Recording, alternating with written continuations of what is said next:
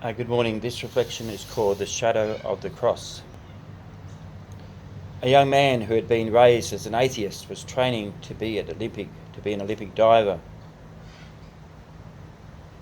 The only religious influence in his life came from his outspoken Christian friend.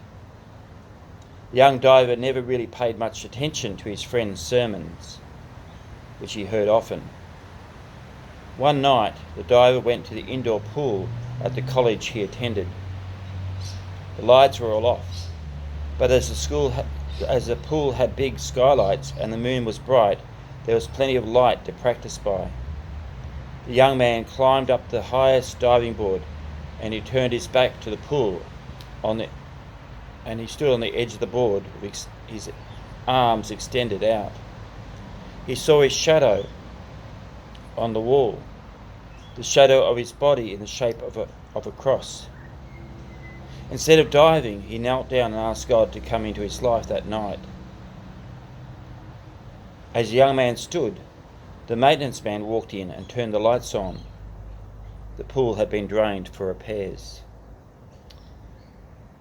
Well, there's lots of little truths that come out of this story. Firstly, God's timing is perfect in our life. Secondly, the longer we say no to God, the greater the risk.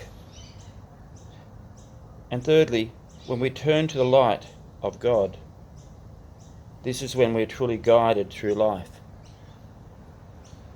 So as you look at the shadow of the cross today, let's turn to the light.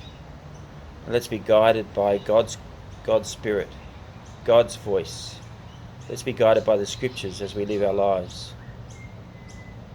Have a wonderful day.